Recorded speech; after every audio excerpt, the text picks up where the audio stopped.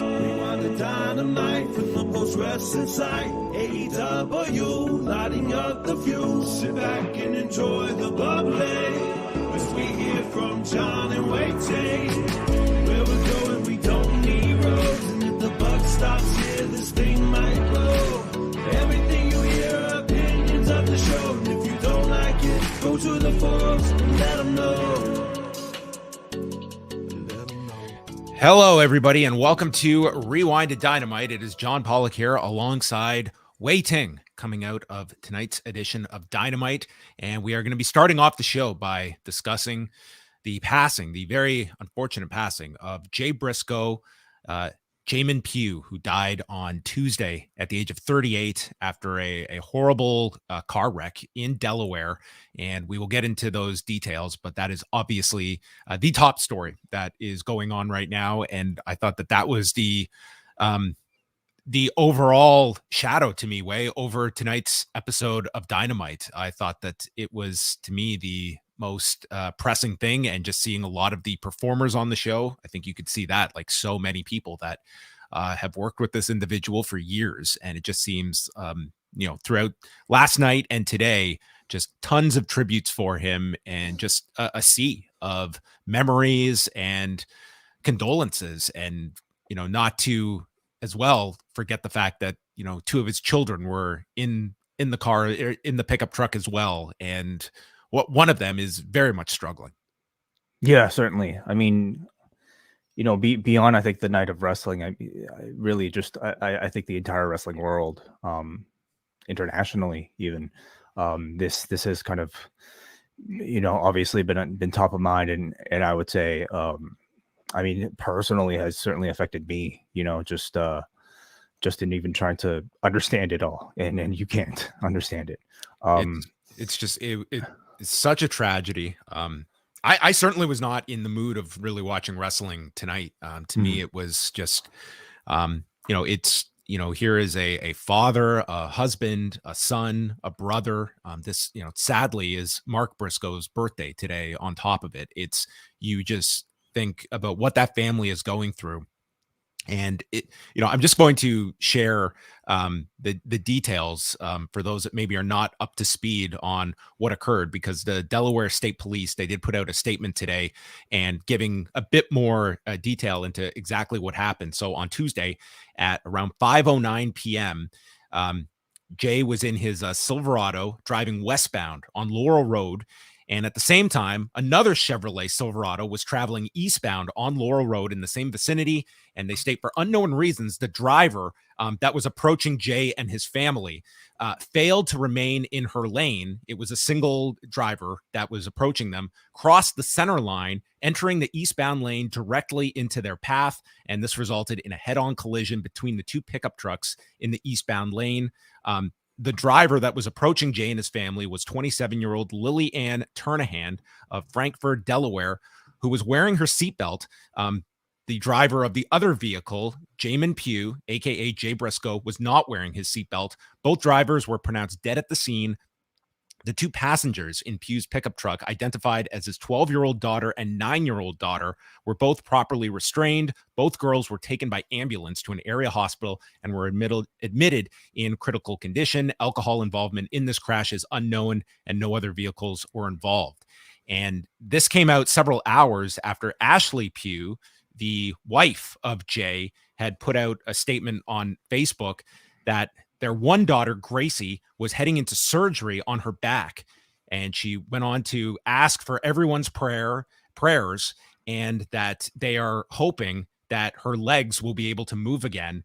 The other daughter, Jaylee, who was in the vehicle as well, has some pretty serious injuries, but is stable and resting, and mentioning their third child, Gannon, who was at home at the time of the accident. This is a horrific story, just to go through all the details, but did want to bring everyone up to speed if they were not aware of those. So, I mean, to me, that has been just 24/7, everyone's concern within wrestling, and praying that his daughter ends up okay coming out of that, but both of them. Absolutely. Yeah. So many emotions. In this one, unfortunately, again, every time something like this happens, I feel like I have to say, like, unfortunately in pro wrestling, we're not, like we're not sort of, I guess, I don't know. We deal with like early deaths a whole lot. But it never like stops being incredibly difficult, especially in this case. And, this dude is like a month older than us, John. Like, he's our age. And as far as like my fandom goes, I mean, I've known and watched this guy grow up, from being a teenager on ROH shows all the way until, now being a father of three. It's just incredibly sad. Obviously, there's a lot you can probably say about the man's career, but obviously my thoughts, and I'm sure most people's, are with his family right now. Terrible tragedy. Yeah. We wanted to bring in for a couple of minutes Jordan Goodman from the site, who previously worked at Ring of Honor, to share a couple of thoughts about getting to work individually with Jay. And welcome to the show, Jordan. And also we wanted to get just some of your thoughts about this, horrible tragedy. Thank you, guys. This is the hardest thing I've ever had to do in wrestling. I'm feeling a lot right now, and it's been a hard 24 hours. Jay wasn't a great friend of mine, but he treated me as such when I did interact with him. And if I can express anything, like, Jamin was such a decent guy. I first developed a relationship with him as a fan, like most of us. And I was lucky. Ring of Honor relocated to Baltimore.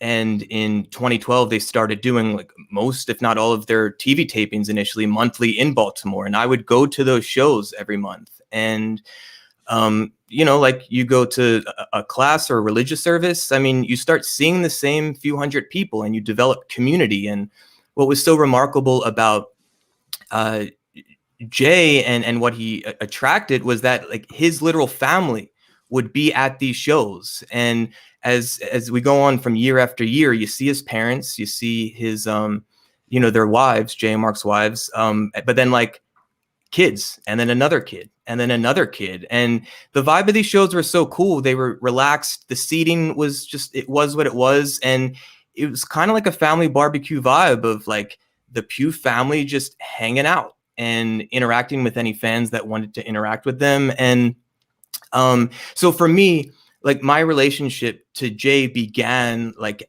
as such. It was like him and his family, and I felt included in it. In 2017, I was afforded the opportunity to work full time with Ring of Honor, and just becoming a fan of Jay and Mark, knowing that, they were the heart and soul, and still are, of Ring of Honor. For me working there, it was important for me to develop trust and respect with the office, with production, and of course with talent. And going into the job, I knew if I can earn the trust and respect of Jay and Mark Briscoe, I'm good. Like, to be honest, I really didn't care what anyone else thought of me. If they were good with me, then I was good. And I was really lucky. Third day on the job on a Wednesday, Jay and Mark drove down, as they often did, to Baltimore, and they were a part of a presentation to about 30 salespeople in training.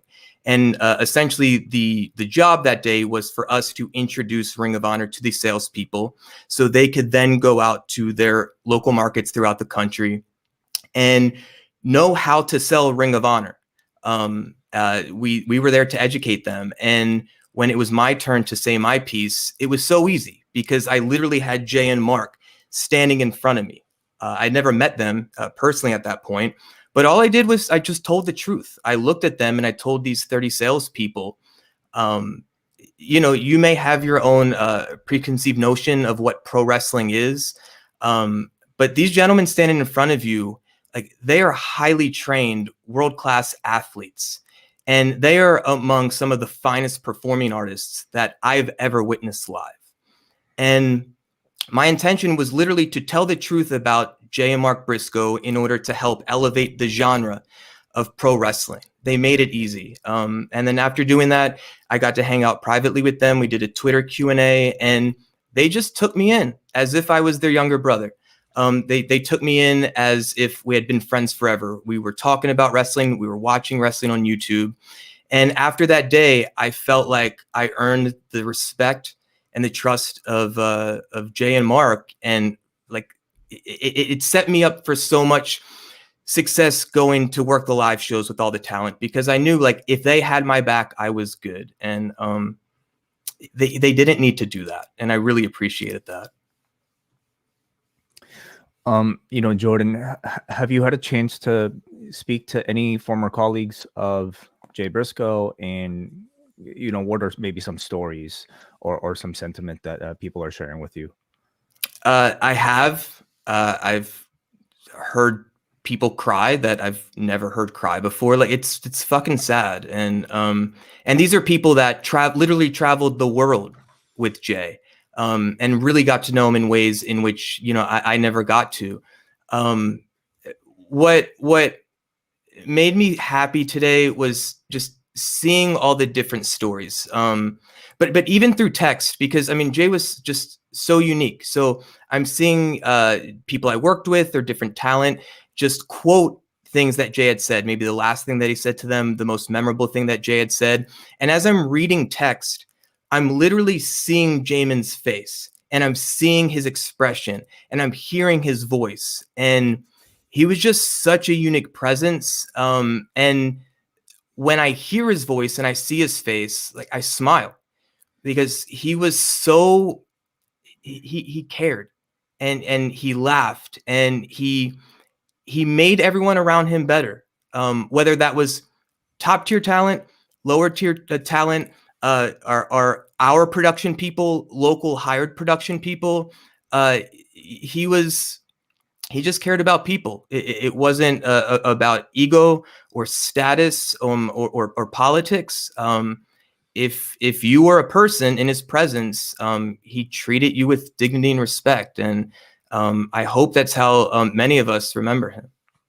I think Wai hit the nail on the head, is that so many that came up in Ring of Honor, like they felt like they grew up with him. Like here is this 18-year-old on the very first show, and was the constant from show number 1 to the very final, ROH under the Sinclair banner, but then even extending this year under the Tony Khan version. I mean, there is just never been a Ring of Honor without the Briscoes attached to them. So they just became, to many, the image you associate. And they were so, I mean this in the most positive way, they were so pro wrestling. Like they were they were the genuine article, even though you would watch them and be like, they can't really be this way off camera, but this was them. This was CM Punk made the analogy of them being like the Diaz brothers of professional wrestling. And it's a pretty spot on comparison. And, you know, you can go through the matches, but the promos that everyone is going through over these last 24 hours, like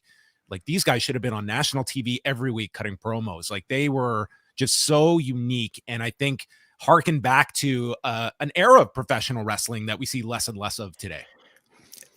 Jay Briscoe is the most believable wrestler I've ever seen. I can't think of any other pro wrestler that is more believable than Jay. And I'm someone that grew up with ECW not being far from me. Like he, in the 2010s, me experiencing the Briscoes, like they felt like actual pro wrestlers, to your point. They and clearly, you know, we grew up with similar taste and experiences in pro wrestling. But yet they innovated and created contemporary style of pro wrestling. So I think the Briscoes are the ultimate bridge between what the three of us grew up on and what we enjoy today. The promos, of course, but I mean, just Jay's physicality, his presence, his eye contact, everything he did, whether it was in character in the context of a pro wrestling performance, or when I'd ask him, hey man, I got some kids, would you mind doing a quick meet and greet? He was genuine, and I believed him every single time. And I think that's one of many reasons why we won't forget him. One of the, we can't really speak about Jay Briscoe's life without speaking about the controversy that has been attached to his career for the better part, the latter part of his career. And that's, of course, the homophobic tweets that he once sent out. It's really interesting to study this particular case, because I would certainly say throughout the years, and especially over the past year, I think as a professional wrestling community, a lot of us have grown to accept the apology. And that seems like something that is incredibly rare. But, I say a lot of us because a lot of us don't. And that might even extend to, high-ranking executives at Warner Brothers, for instance. I always defer to people who have dealt with him, and certainly like in speaking to people like an Ian Riccaboni, who went out and vouched for Jay Briscoe, when he didn't have to, when many people didn't have to. That to me went a long way. What, you've spoken obviously very glowingly of the man, but like in regards to the controversy, did you have any sort of conversations or particular dealings with him, or anything that indicated to you that the man had grown from the experience? I never spoke with him directly about it. Jay fucked up. And he admitted as much. I'm sure he felt awful about it, and he took responsibility for it publicly. And from what I've been told privately many times, every interaction I've ever had with him in person showed professionalism, class, respect, kindness, joyfulness, and yeah, he fucked up. He's human. I've fucked up too, many times.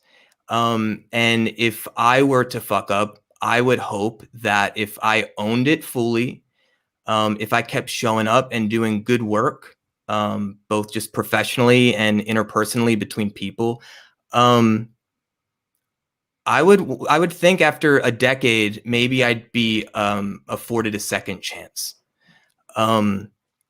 And I think if we continue creating a culture where we just outright cancel people without a path toward forgiveness, what incentive is there for people to change for the better? Now, look, I say this as someone that is not gay. So I think my opinion only counts so much, because I wasn't the one personally offended by the tweet in a way in which I identified with the insult. But I think we take this on an individual basis. And from everything I had ever known and seen from the man, I think he deserved a second chance. I certainly, again, I look to people like Effie who have spoken in support of the Briscoes, calling them changed men, earlier last year, and I completely am in agreement, in that, like, how much space are we allowing for apologies? How much space are we allowing for people to, how much space are we giving to people that are, trying to tell us that these people might have changed?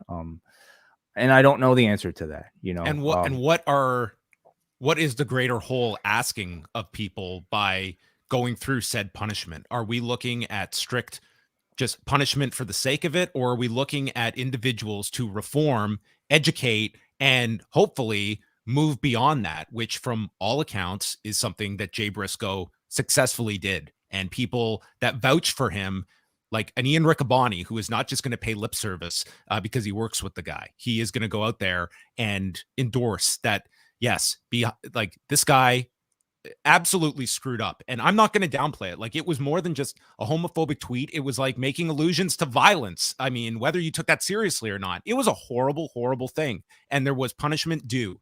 And he greatly was punished for that tweet over these past 10 years.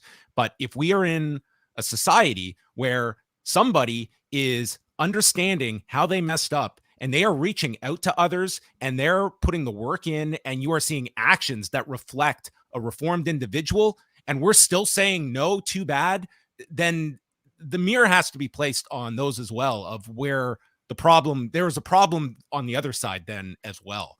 And again, if there are people that cannot get past that, that's understandable. But this is an individual. He had it had a great impact on his career and his brother's career, who had nothing to do with this tweet, but stood by his brother. And they had many opportunities, this past year being a perfect example. And while I can't say definitively, I am sure that tweet had a big impact on how tonight's broadcast went in terms of recognizing Jay Briscoe, which I find to be, if that is the case, and I'll put the if out there, I find that to be just horrible, that on a day like this, that tweet still played any influence on a broadcast network that, as we speak, is premiering Dana White's Slap Fight League.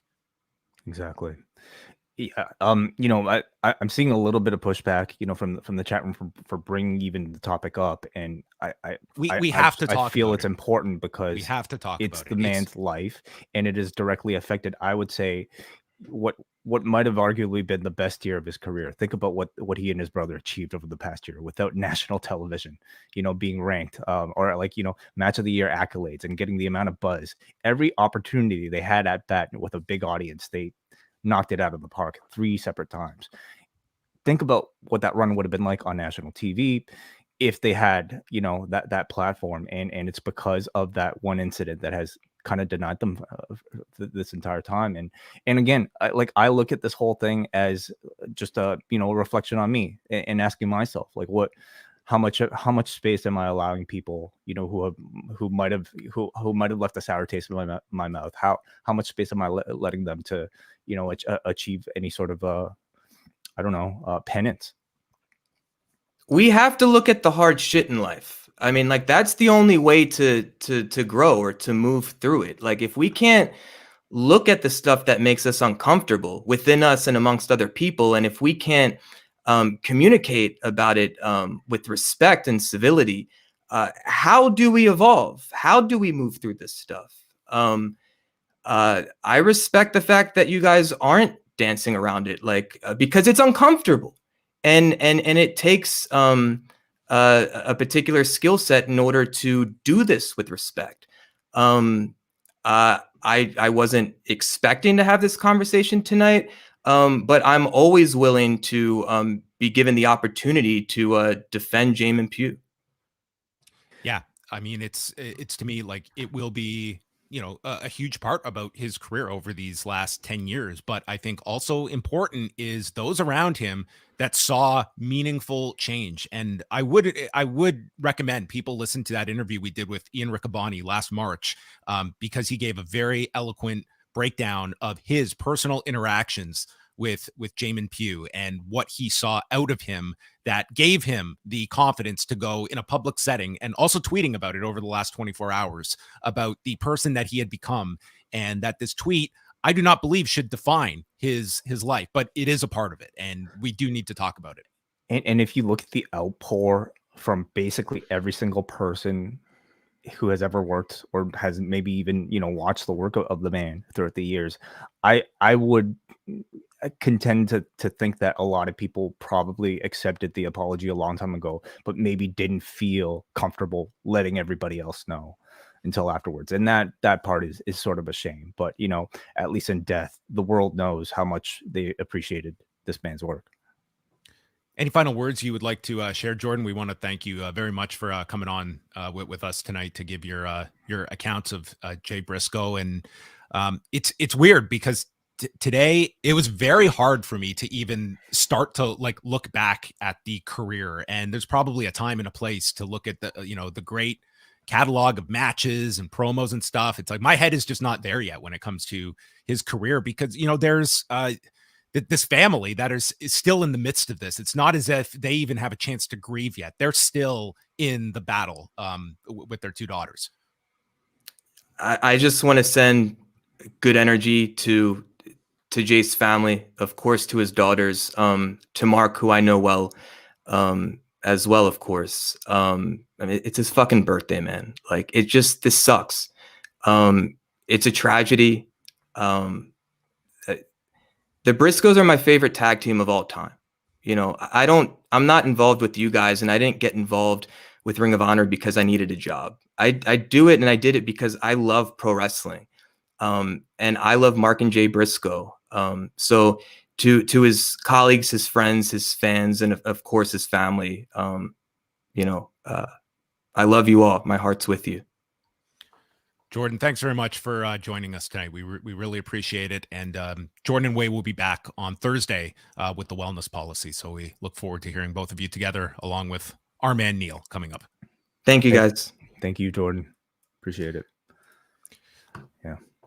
Wai, what have you sort of seen over the last 24 hours? Because to give everyone a peek behind the curtain, we were recording a show on Tuesday night, and that's when the news was breaking. So it was within minutes of us ending that I got a message from you, and your message was like, it didn't flat out state what it was, but I knew and was just frantically looking because I was hoping it was just something else.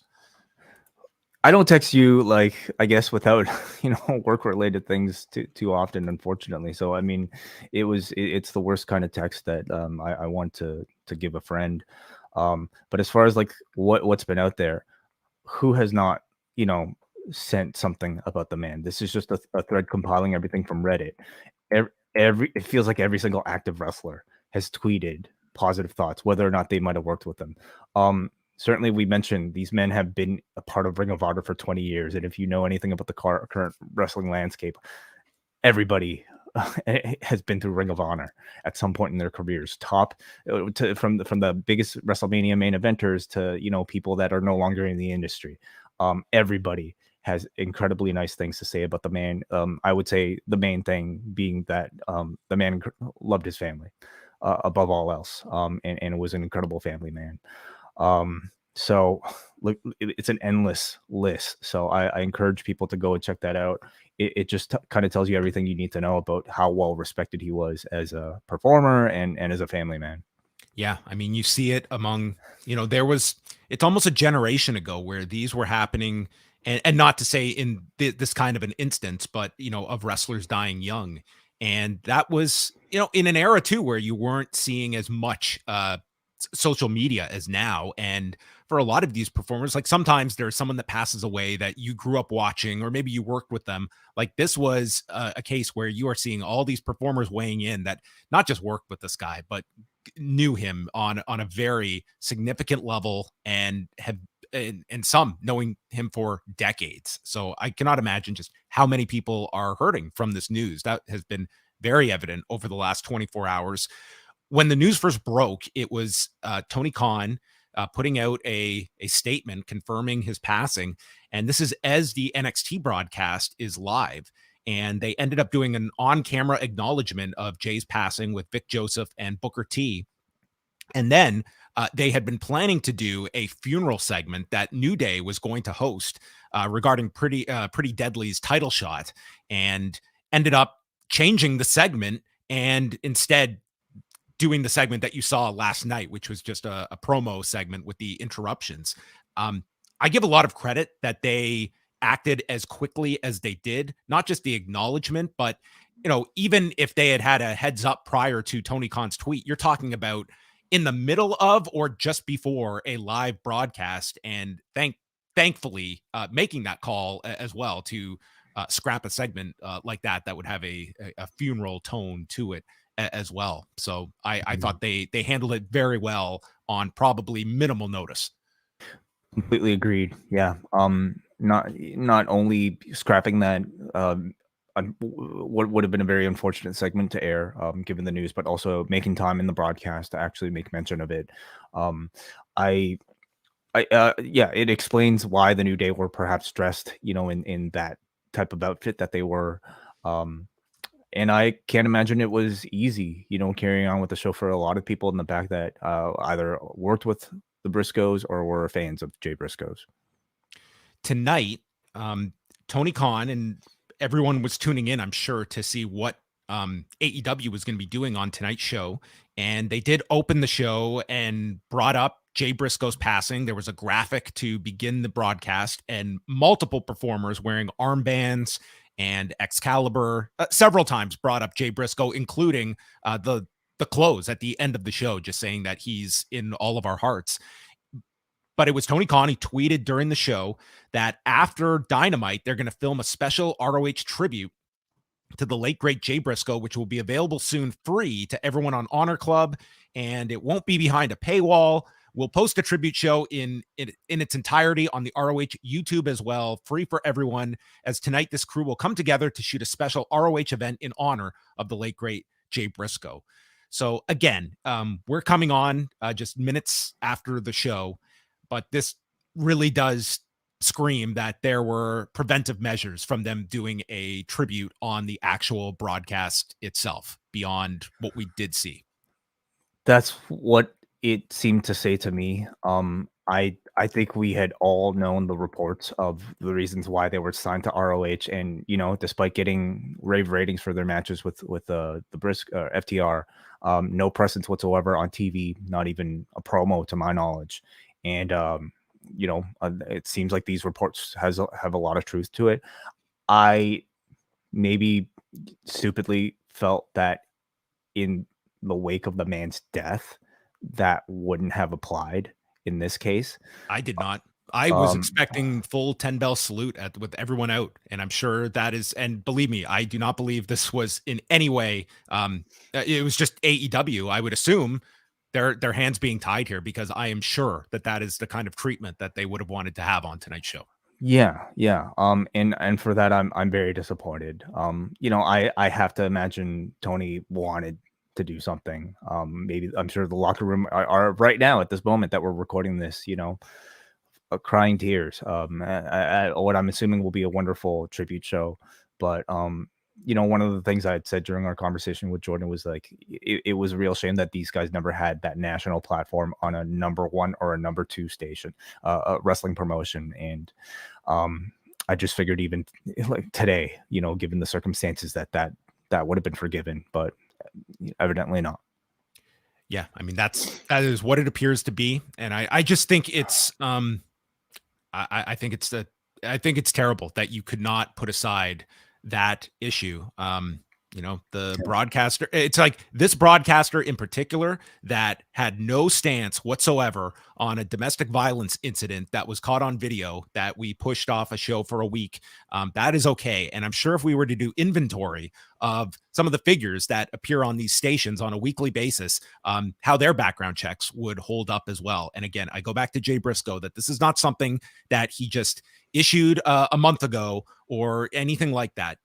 This was somebody that, from all accounts, he had apologized over it. He had educated himself about these issues. And this is someone that we should not be shunning, people that are looking to better themselves, to educate themselves. And if we are just putting up a concrete wall at people who in good faith are trying to learn from mistakes, the idea that we have to be flawless from start to finish in life is an unachievable it's an unachievable set of goals to put in front of people. And we should be applauding people that are trying in good faith to improve themselves. So I only bite my tongue here because it is, you just can't imagine that they could not put this aside. But I watched this broadcast, and I mean, what other conclusion can you come to other than that? And that AEW is going to this effort to make sure that they have a tribute show by taping a whole separate special to put on YouTube.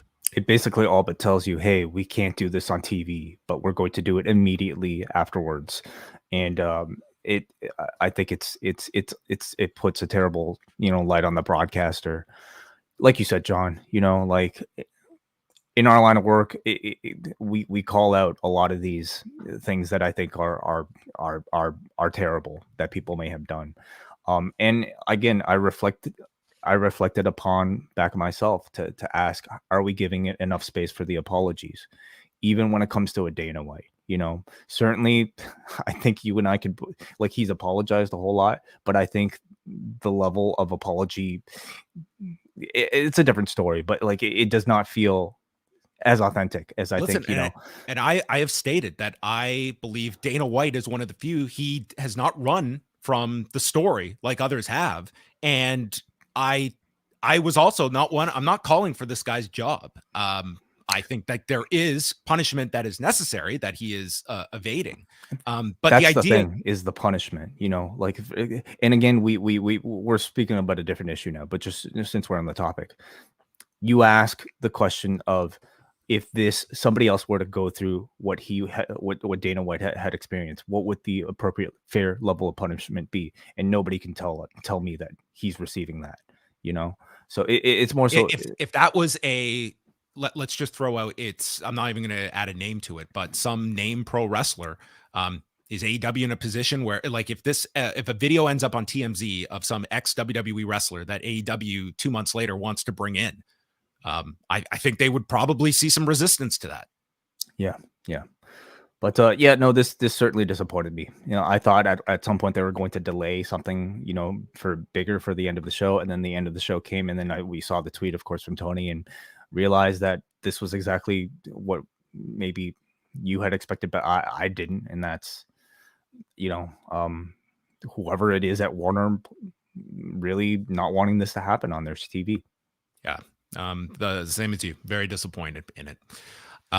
We will talk about a few other news stories before we get to Dynamite itself.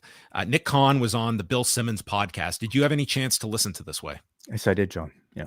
So this was an hour-long interview with Nick Khan on the Bill Simmons podcast, and it was essentially Nick Khan going out there to, I think, try and put a happy face on all the chaos, which included the comment, "From the inside, it's not insane to me, this situation in WWE." We can go over some of the individual points brought up. I will say, and I'm going to preface this interview by, number one, stating that I thought Nick Khan, he is in a situation where I feel he very much wants to calm down the temperature on Vince McMahon and make it seem as though this is not this. I don't think he wants to, by any means, fan the flames that are going to bring more controversy onto Vince. In doing that, I felt it very hard at times to hear how dismissive he was of some of these charges against Vince McMahon. The Rita Chatterton line about, essentially equating to this as though it's a stumbling block in our way, but that comes with the territory of running a business this size. I thought it just came off very callous at times, whether intentional or not. And the fact that we are, again, it becomes very interesting to see some of the language that gets used, such as, Vince McMahon did some things he's not proud of, or like we minimize it instead of like, he is accused of rape. He is accused of coercing a woman into oral sex. It's like, sometimes we have to actually state what is being accused rather than this kind of gift wrapped it in these like more easily digestible terms like mistakes or, allegations. This is some pretty horrible stuff that he is accused of, that he is coming back to into this company. And for that reason, I did find it interesting that Nick Khan was going here. I found it interesting that Bill Simmons went there, because we have to mention Bill Simmons working on the Vince McMahon documentary. Yes, which was interesting. He noted when they were discussing the comparisons between the Andre the Giant documentary that they called a very collaborative process between WWE and Bill Simmons, noting that this Vince series, not as collaborative, whatever you want to read into that. For Bill Simmons' part, like obviously he has a very lengthy relationship with Nick Khan. I thought that Bill Simmons. And what's the obvious there? Did he? He to my knowledge, he represented Bill Simmons. Okay. As a client. And just hearing them on this interview, like they hang out together at games, like they seem very close. I don't think seems that's a surprise pretty friendly with like pretty much everybody he talks to. Well, I will say, like Bill Simmons, I'm not going to say he was grilling Nick Khan, but he was constantly I think he was very much interested in like a lot of the palace intrigue and Stephanie leaving, but was also bringing up these allegations. And Vince, has Vince properly addressed these in the public? And there was points in this interview where it's the most I've heard Nick Khan really trying to like bend around to try and like, Nick is a very smooth operator. And I did feel there were points in here where he did not come off great. And Nick Khan typically comes off great. Yeah, I would agree. At the same time, God, I don't know how anybody on the side of the WWE could come across anything but not great, at best. When you're talking about topics like that, just to simply be attached in a working relationship with Vince McMahon, how do you defend that? You can't. There's no yeah. defending it. There's no defending all these allegations against Vince McMahon about the culture that he fostered in this company, about, questions of, why, with an individual like this, what is the hiring process? Why, what was your rationale for bringing in a Jamie Horowitz when he has, the baggage attached to him of why he left Fox? There is many, many questions of what you can go into, but Nick Khan is in a position where he needs to make this seem as though, he's talking about the fact that anyone who believed this retirement was going to stick, they don't know Vince McMahon. It's like, to me, that's a pretty damning statement that I expect will probably end up in one of these shareholder lawsuits. You're telling us that a publicly traded company pretty much had a sham retirement that we knew from the get-go was a sham retirement. I would contend that maybe the way he meant it was that, Vince isn't going to, he works way too hard to want to just kind of sit, on a farm and just rest. You knew he was going to unretire and get back in the game. Well, that was not stated. And that, I'm sure, was not part of their filing when he stepped down, that he will be back. Well, I mean, a line he did say was like him talking about how much he respected Vince's move, essentially, of like, getting away from, like, please, you probably have the more direct quote than I do, but it was something. He essentially, he was like, he stepped away for a couple months so that the heat could die down, and he's happy that he said like the people like that or something to that effect. Like the people like it when you duck away from allegations for 5 to 6 months. Like, but anyway, he was speaking as if it was like a chess move that was well played by Vince. And I don't know if maybe that's just a bit of self-awareness, about the succession aspect of it all. Which you throw away the like moral questions in just a strict power play maneuver. I mean, Vince McMahon has orchestrated an unbelievable plan of how he has gotten back here. I mean, this maneuvering is pretty hard to fathom that he has successfully pulled off. Yeah, absolutely. But I guess I wouldn't necessarily just expect Nick Khan to, outright say that was a good play, Vince, but he, I don't know. Maybe I get the sense that it's more of like him kind of like earning the trust of the audience, perhaps, and maybe earning the trust of the interviewer to be able to say that he could speak on that level.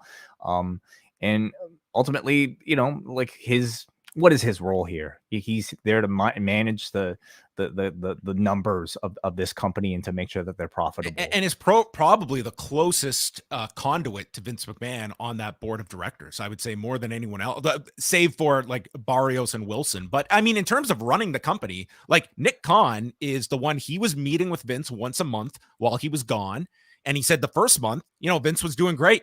By month 5, which would have been December, he was ready to come back. And December 20th, he said that he was like there to essentially check up, and like he would say that they would be talking about non-business related things. And he also mentioned other people on the board would do that as well. What are these two talking about non-business related? I'm sure sports. How do how do you think the Bills are going to do this season, Vince? I wonder if Vince, spent that much time. Do you want to go see Avatar next month when we meet up? Do you want to do a book club? Yeah. What are Vince and Nick Khan sitting down and meeting and discussing that is non-business related? I would love to know. But he did state that when Vince left, he was not swooping in, and it was a real break. Even though Hunter has acknowledged in these talent meetings that he has talked to Vince, but he's got the final say. It was interesting. Bill Simmons brought up that he had heard Stephanie had been kind of going on like this quiet tour, meeting with a lot of influential figures to pretty much put a new face on the company.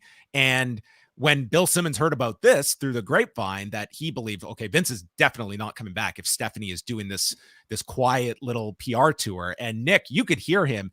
He was he seemed very surprised at Bill Simmons. He's like, oh, you had heard about that. that was a very interesting. Is that surprising? I mean, Bill Simmons, you would assume, like, especially working on a documentary like this, would be a bit more well connected than I am sure Bill Simmons is very plugged in on WWE business at the moment and being involved in this project and having probably a lot of direct involvement with Vince McMahon, depending on how this Netflix series is going, which, seems like it is moving forward. But like when he had Ariel on Helwani on last week, the term he used was that this series is evolving. And then today in this, he was, saying it's not as collaborative. Like, I am certain that there's probably a documentary in there about the making of this documentary series. Mm-hmm. The fact that he's even still talking about it as if it's still in production tells you that we might be able to expect actual focus on the past year of Vince McMahon's life. He did not go into any family dynamics among the McMahons. He says that is my number one rule around family-run businesses is you don't get involved with the family stuff. And so he has purposely avoided it. He knows that it gave a glowing representation of Stephanie's work as an executive and that she's done for now. Nothing is permanent, has no particulars about what went down with Shane McMahon and Vince last year. Called the reports last week of a pending sale to the Saudi Arabia public investment fund 100% fake. But that, the process is going through and outlined, like, there are a bunch of ideas that they could have. They could merge with a company. They could sell to a company. We could buy someone. It's all about what is the best value for the shareholder, followed by what is the best for Vince McMahon. But the shareholder is first and foremost. When he was asked about Vince, has he addressed these allegations to the public in a sufficient form? And Nick Khan just used that as a chance to say that Vince does not enjoy doing press, mentioning Bob Costas and Armin Katan from 20 years ago. And thus he did not speak publicly about these allegations. This was like one step removed from, well, Vince has to live with the knowledge that these allegations are out there. That's enough. He might hate doing interviews, but he sure loves appearing on his own product. And I mean, is that not a platform, to get into something like that? Yeah, maybe Byron Saxton can interview him about the. Joining me at this time. Yeah, it's certainly anytime you get to hear Nick Khan, we learn maybe a little bit more about how he reacts under these sort of situations. And from all accounts, the man seems incredibly confident at being able to handle any sort of like hot topic issue. And I would say, maybe most listening to this felt like he probably did a very good job at fielding, enough maybe hard-hitting questions while at the same time deflecting enough. But there's certainly those deflections that like I think we're starting to notice a little bit more. They were pretty glaring to me in this one. Like, this to me was not a Nick Khan is still, even in a setting like this, like, he is a very smooth talker and he's very, very knowledgeable. You can never take that against him. He's everybody's friend, it seems. Yeah. But I thought he did not come out glowing from this just because of how dismissive he was. At the same time, I could see other people that maybe are not as concerned about that aspect that listen to this, and it's a lot of insight into the company and the dynamics, and it's an hour of Nick Khan that's going to be engaging. And I guess the final portion was bringing up AEW and Bill Simmons classifying them as, the first real competitor they have had in a long, long time. And maybe the line that, Nick Khan could not have sounded like more dismissive of Tony Khan than when he's asked about him. And his quote was, "I've never met the kid, Tony Khan. Seems like a nice kid. I don't know him." And then goes on to say, "I met his dad, that him and Stephanie were at a luncheon a year and a half ago and happened to be seated next to Shahid Khan and was very, very impressed with Shahid Khan, but not the kid. Seems like a nice kid." TK should be standing for the kid from now on. You want to play the age game, John? How old is Nick Khan? I'm going to say Nick Khan is, the fact you're bringing this up means like they have to be much more closer in age than I'm imagining. I'm going to say Nick Khan is 52. Okay. How old is Tony Khan? Tony Khan, I believe, is 40. Tony Khan is 40.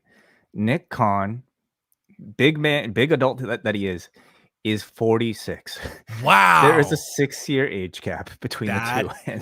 And to call him that kid is God, just It was such a backhanded like insult. I That promise you kid. that line will someday come back in a Tony Khan rebuttal. I promise you. Like there will be a time that if Dynamite tops ratings, you will see a not too bad kid. I like that nickname for TK. That kid. Tony I like it. Tony the Kid. I Yeah. mean, it was just such an amazing line that he threw in there. Yeah, and then he just got into more like sports rights discussions, bringing up the fact there's only 10 to 11% overlap between the WWE and UFC audience. Is there a need for Ronda Rousey then? Well, I guess you could argue that she's there to attract a She's the different exception. audience. She's the exception. Well, she's there to attract a But different audience. his argument was like that, you know, a potential landing spot. They could land on ESPN and they would be very valuable to ESPN Plus because they would be bringing a different audience than they are currently getting from the UFC. It's not as though we have these subscribers that we wouldn't be growing our subscribers because it's a lot of overlap. There isn't. And therefore we'd be valuable. We'd be valuable to all of these different streaming properties. And it was interesting. Like when they buy were our going, stock, everybody is essentially it's a what he's bargain at 90. Yeah. But they were bringing up like potential places to go. And whenever Nick Khan doesn't want to directly say something, his response was, well, what do you think, Bill?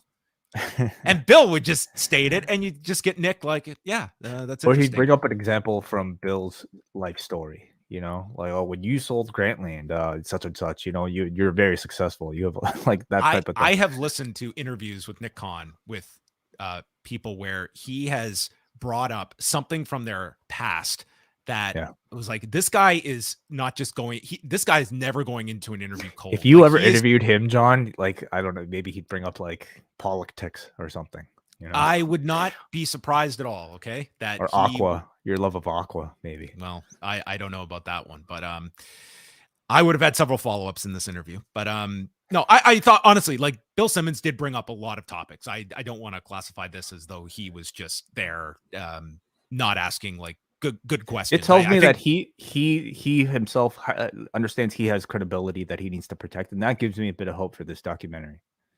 Yeah. So there you have it. That was the interview with Nick Khan.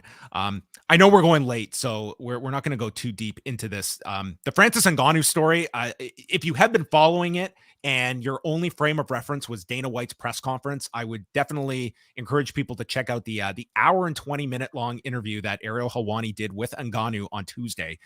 Their live interview, they topped like 34,000 viewers live. I think Ariel had said it was the most viewers they've ever had for an edition of his show, which he has been doing for 14 years. So that's really telling about the interest in this. But Ngannou pretty much was stating the fact that, you know, money was not an issue here, as Dana had positioned it, that this is a guy that just wants to fight lesser competition for more money. You know, Francis Ngannou was looking at probably getting in the neighborhood of $8 million to fight John Jones. So that was not an issue over money. But what Ngannou wanted was a strict 3-fight deal, no extensions at the end. I'd get 2 fights with John Jones and maybe the third with like Stipe Miocic in there. So he was looking at big fights at heavyweight.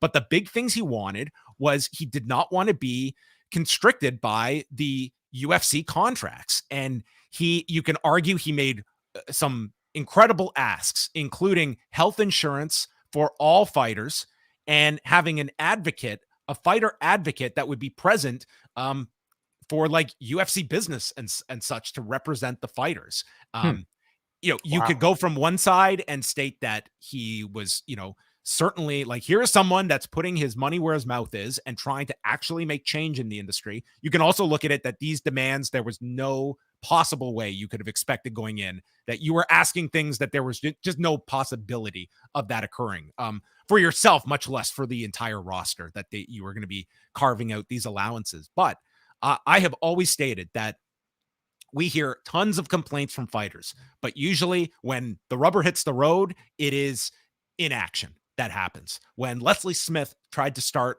Project Spearhead, just the act of getting enough fighters to anonymously sign up for this so that they could explore the idea of an association. They couldn't even get that. Even anonymously, fighters didn't want to sign up for this. Like, that is how concerned they are about maybe their name getting out there, their career will be ruined. Here is a guy that is walking away from high seven figures for a fight. The life of this deal would have been into the 8 figures, and he is opting to go elsewhere where, yeah, he probably is going to have some interest boxing, but it's still a gamble. Like, it is not a guarantee that this guy is going to find success outside of the UFC, but that freedom meant something to him. And it is small changes that have occurred, but at the same time, these small changes for fighters where you are seeing the addition of sunset clauses and a guy like Francis Ngannou and Nate Diaz actually becoming free agents, it does not even compare to the mammoth growth the UFC has had where they can allow a Francis Ngannou to walk, and the train will keep on leaving the station for the UFC. So whether we are and pro wrestling is unfortunately in the exact same boat, and we do not have a Francis Ngannou or a Nate Diaz in professional wrestling that is willing to fight this either. For many, it is they are happy enough with what they are making, and the idea of having health insurance or a cut of these mammoth television deals or sales, like it is almost just it's outside of the stratosphere of meaningful change being able to occur. But I'm always going to applaud someone like a Francis Ngannou who is actually trying to do something for fighters. And we will see what his future is. I think a lot of people are looking at the boxing route, but is a major heavyweight boxer going to be interested in fighting a Francis Ngannou, where this guy would be a grand underdog in any of these scenarios, but is that risk worth it if you're a Anthony Joshua or a Tyson Fury? But it's someone that I think there is a lot of interest in, and this was quite an enlightening interview. In fact, mainly during the negotiations, when he brought up the idea of leaving, he was told, and he didn't say who told him this, but said, "Go ask Randy Couture what it's like to try and leave the UFC." I mean, they are just, if you recall, like the Randy Couture situation in 2007, he thought he could retire and he could just go out and fight elsewhere. And dude, they grinded him down. And dude, a year later, Randy Couture was back and he got put in there with Brock Lesnar. So in that situation, it was Randy Couture did not have the escape clause from the contract, but he had the opponent and the ready-made fight. In this situation, Ngannou's out, but at least in MMA, he doesn't have that opponent. And we will see, like a PFL, how much are they willing to spend? How much would a Bellator be willing to offer? A Ryzen, a One, and how you make this money back? Like, this is not a space where these other MMA promotions have, pay-per-view equity that you can make this money back on. Like, it's very hard. This system has been designed in such a way that the UFC dominates this industry and other promotions can exist, but it is so far from number one to number two. And we're going to see, like Francis Ngannou, like, can he navigate this industry without the UFC, barring these boxing fights, which, could be very, very lucrative for him. And does this workers' rights conversation, does this end here without his involvement with the UFC, or can it continue? Well, it's very notable to see how few fighters have come out and applauded this guy and what he is trying to do. I don't think you are going to see any kind of groundswell. I think how many fighters could you imagine turning down a fraction of this money that Francis Ngannou is? And listen, I'm not even blaming these fighters. Like, that's life-changing money. And for many, they have a short window to make money, and they're not going to spend their career trying to take a stand for something that may lead nowhere. History would tell you it. Like, Randy Couture lost a year of his career as he was in his mid-40s, like a very prime part of his, that run after the Tim Sylvia fight and the Gabriel Gonzaga fight. Like, he was in a prime position to, he probably lost out on at least 1 to 2 fights during that standoff. He comes back, he's beaten by Brock, and he's certainly never at the level he was before he left. So it's no guarantee you're going to find success. And I just think so much of this system, it is like the fighters are just at the mercy of the promotion. Mm-hmm.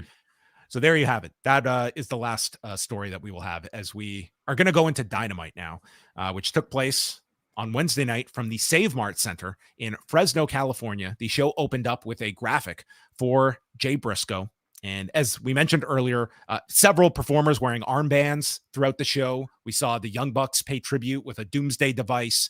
And so, I mean, and Excalibur as well, bringing up Jay Briscoe. So it was not like there was no representation of Jay Briscoe, but I would imagine it was, I'm sure they wanted to do a whole lot more. And when I saw the show open and I was expecting like the roster would be out there on the stage. So when they weren't, I definitely thought that would have been a given. And I'm sure it would have been if it was Tony Khan having his ability to produce this show without any kind of restraint.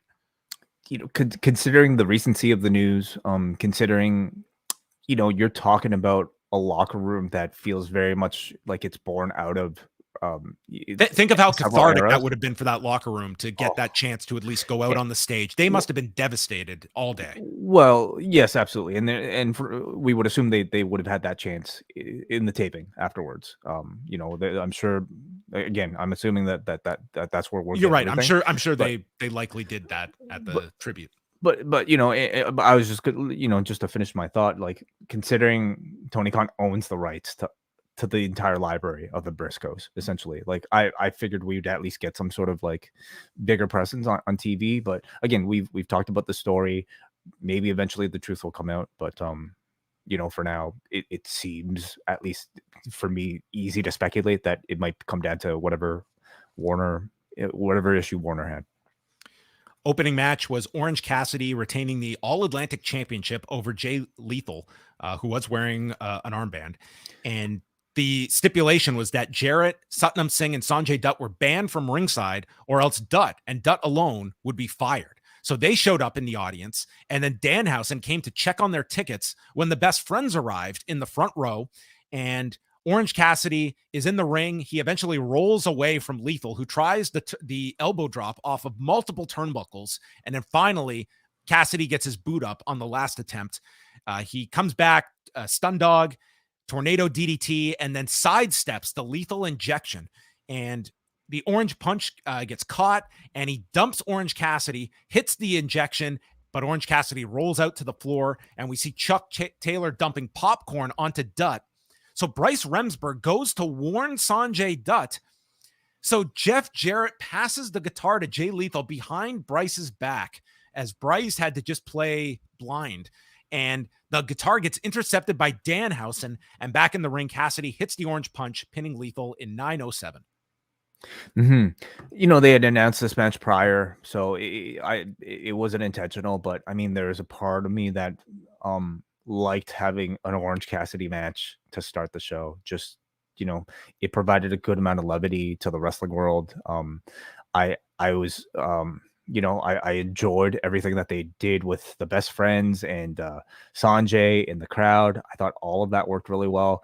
And I like the pairing a whole lot of this, Jay Lethal, Jeff Jarrett tag team with the Best Friends, because it's sort of like the mid-card comedy act, but with an Orange Cassidy match, and Jay Lethal, you can expect like some really hot matches to boot. But I thought everything that they did around it was incredibly successful. So I can't believe like I'm saying this about this like Jeff Jarrett run in AEW, but it's been pretty entertaining so far. You've come around on it. Yeah, I have. Have you not? I mean, I wasn't as down on it as everyone else was at the beginning. Like, I don't want to see him like all over the television, but I think this program's been a lot of fun, and I like the pairing. Like, it's I think it's actually brought out a lot in like Satnam Singh, as like they're really positioning him as this giant, and they're very smart in how they handle him. And I think it adds something being in this group, and Jarrett sort of being, he brings something unique, and it's to me, it's not a giant role that dominates the television. And Jeff Jarrett, he's a very seasoned, very good performer that gets heat on all these shows. Like, the audience always reacts to him. So Singh comes into the ring, and he goes to double chokeslam the Best Friends, but Dutt is freaking out to save his job, so he stops them. Then he stops Jarrett as he winds up the guitar, and then Cassidy tries to get him going by hitting the weak kicks, and Dutt has to be restrained. So I guess in the end, they could end up in the ring, but they could not get physical. And thus he kept his job. Yeah. I mean, he didn't interrupt the match. He didn't get the DQ'd or anything. But this was after the match. You couldn't do anything after the match either. I guess it lasts for 24 hours. You can't touch him. KUSHIDA video package, highlights from Ring of Honor and New Japan. So we got Cody Rhodes in a submission by KUSHIDA. I did not notice. Package. Yes. Okay. There. The Young Bucks versus Top Flight. This was Top Flight's debut match in AEW in November of 2020. And coming into this one, first of all, Nick points up to the sky. Both have the armbands on. And as I mentioned, they did do a tribute spot here with the Doomsday device. But also they brought up, there was like a lot of story to this, that the Young Bucks, first of all, they're reeling from this best of 7 series and this brutal ladder match. And they have not had a proper tag match since Fyter Fest in July, when they were in a 3-way match and lost the tag titles to Swerve in Our Glory. So July until now. Why was there that big gap? Like September, October, they didn't get any tag matches in that. Did you notice that? There are a lot of people on the roster. Just couldn't fit them in. But Nick is outsmarting Dante at the beginning, sweeps him on the apron, and then Darius gets the hot tag and hits a standing Spanish fly and then a follow-up Lope to the floor. There's a powerbomb nosedive combination delivered to Matt, but Nick makes the save. Big reaction to that. Then a slingshot destroyer by Nick onto Darius for the 2 count. Then Matt kisses the armband. They hit the Doomsday device. Dante saves. And then we see Dante do a springboard to the floor, and he is met in midair with a double super kick from the Bucks. Darius is left prone in the ring. He ducks a BTE trigger and rolls up Matt for the surprise win in 12 minutes and 11 seconds. And this place went nuts it's a very rare booking by AEW, having your established stars lose, and Excalibur is immediately bringing up the effect the best of 7 has had on them. And given all of the factors, this made perfect sense for Top Flight to get this win and keep them going. And, this was a significant outcome on the show. I found the booking certainly very interesting. First of all, the match, I think it is exactly as you'd expect, from 2 kind of mirror image types of tag teams. Just number incredible. 2 of the night for me. And that really is saying something, but it's the booking that is going to be the most interesting thing coming out of this. I kind of saw this as their way of building up to let's say tag team champions. One of the tag team wrestlers wrestles a singles match, gets pinned en route to the other tag team challenging for a tag team match. This maybe felt to me like it was the Bucks taking a tag team loss to Top Flight, so maybe Top Flight can then challenge for the trios championships. That's what I think they go with. Yeah, AR Fox, I suppose, would probably be that person, but but because maybe he's gone off with all the money. He wasn't on this show. Like maybe he took the $300,000 and he's enjoying himself. They have really not incorporated that money into. Like I did feel the money would play some factor, which we haven't seen yet. I mean, maybe AR Fox is out enjoying himself, but maybe Top Flight are buying some nice mutual funds. Really kind of tax season is coming. Maybe some GICs. Yeah. Just kind of taking advantage of the dip right now. But I mean it's the effect is certainly a whole lot more meaningful than simply Nick Jackson taking a pinfall loss to Darius Martin, for instance, because the Young Bucks are this incredible entity that I think we've built up in our heads, and we've seen them in the past against Top Flight, and they've, to my knowledge, I don't think they've ever lost to Top Flight, right? There was so this is pretty monumental, but it makes sense that there's something behind this to get you interested in a trios match, for instance. So very, very good match, I thought, and I like the booking of it as well, and what it means for Top Flight, and probably by extension AR Fox. The Acclaimed are set to come out, but instead the Guns come, and they state that they were embarrassed last week. They take credit for making the Acclaimed popular. We even gave them our dad. So the Acclaimed come out, and Austin Gunn cuts off the music, stating no rap tonight. Caster surveys the crowd, and then they restart the music and start from the top. I guess this was maybe an idea from last week's Rampage. I guess so. Yeah, interesting. Maybe it's easier to catch onto the beat if you start it while they're actually out. So he raps about the 2 only having jobs because of their dad, about Hunter Biden, and then this one line that got totally censored. So I don't know what he said here, but this was bleeped out on both TBS and TSN. Yeah, and something I saw bullshit. I saw him word the words bullshit, which I thought you could say, but maybe not. I mean, Takeshita got asshole out later, so maybe it was I don't know. And so Billy, they start brawling, and Billy separates everyone and has had enough of this. And next week we're getting family therapy. Yes. Now, does this mean backstage sketches? Does Scorpio Sky make a return as a attendee? I don't know if I'm Scorpio Sky, if that's my return that I'm envisioning after all these months. Yeah, but like this is a feud, everybody, that like is not necessarily getting me interested because of the in-ring. I'm interested because of the personalities, and I think as personalities, the two of them are really great fits. So I'm all for what seem to be vignettes behind the scenes. Who would be like a worthwhile, they got like they can't just redo like a Dr. Shelby type of thing, they've got to kind of put their own very unique spin on it. I'm sure they will come up with something clever. I feel. I don't know who they will have in these sketches, but hopefully they turn out well. They've got the personalities to pull it off. Renee interviews Hangman Page in the back, and this is one where they are not pretending like Renee is just this neutral party. Hangman knocked out her husband last week, and asks how Hangman is doing after last week's match, and he said that Moxley took something from me in my first match, and I got that back. Moxley apparently told Renee over the last week that Hangman pushes him to be a better version of himself, and he both despises and cherishes Hangman. And Hangman has a moment of reflection that he really said that. Hangman says he would gladly have another match with him down the road. And in terms of what's next, he alludes to some broken fences that he needs to mend, but he doesn't want to get too specific. So obviously Matt Hardy and Hangman Page are going to go over that whole contract situation, and we're going to finally put that to bed. Remember that? Was Hangman involved in what other long-term issues has Hangman had with anyone on the roster that would necessitate mending fences? Wait, was Hangman involved in the whole Matt Hardy contract thing? Don't you remember that scene at the bar where he was trying to get Hangman to sign? This was like 2 years ago. God, no, I don't remember. I'm sorry. But I like the segment a lot. Like, let me just finish the part. Oh, please. Yeah, sorry. Because this part's done. So what did you think about my recap? Did you think that I put emphasis? Yeah, it wasn't so hard. It wasn't so difficult, John. So how's John really doing? Don't kayfabe the cameras. So they try. Listen, I give them credit. They're trying to do something different here. So the idea is the camera's still rolling, and now they're having it's real talk. Okay.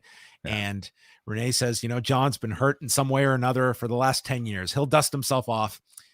And Hangman goes to ask Renee to pass along something to Moxley, but then he has second thoughts and says, never mind. Yeah, hey, man, always be rolling. Okay. If you're the cameraman. Yeah, listen, like this is the company that like puts so much effort into like making sure that like we have a reason for the invisible camera. I think this is as close as we're going to get to like, why was a camera on this and why did this make broadcast? Did the editor not catch this? Whatever, like it's good storytelling, and I can really appreciate them just kind of letting go of that a little bit. How did you think they like this was the most like we've certainly seen like references when MJF has brought up Moxley to Renee and stuff, but this was one where it was like we're not just going to play dumb and pretend Renee doesn't like she should be like we saw her husband storyline concussed last week, like she should have some stake in the game here. I thought it was very good, and in particular I thought it called upon a lot more of Renee's acting ability than we've pretty much ever seen, like in one of these backstage segments where she's really just holding a microphone. Here she had to essentially play somebody who had to be a professional interviewer who was still uneasy about talking to the man, looking at the man that had just concussed the person she, the father of her child, yet at the same time trying her best to maintain professionally composed. And I thought she like conveyed that really well. She did little things like crossing her arms, made some, little uncomfortable smirks. Like I imagine if Megan O'Leary ever like interviewed I don't know, one of like Joseph Benavidez's opponents is that might have just like, defeated her she's husband. had to do that. She's had to interview like opponents of like Benavidez afterwards as well. Yeah. Like, And it probably looked something similar to this. Right. Renee is great with that. If you watch during her interviews, the way she reacts without having to say anything, just like body language and just different expressions, like it's very noticeable. It's very effective. Jake Hager against Ricky Starks.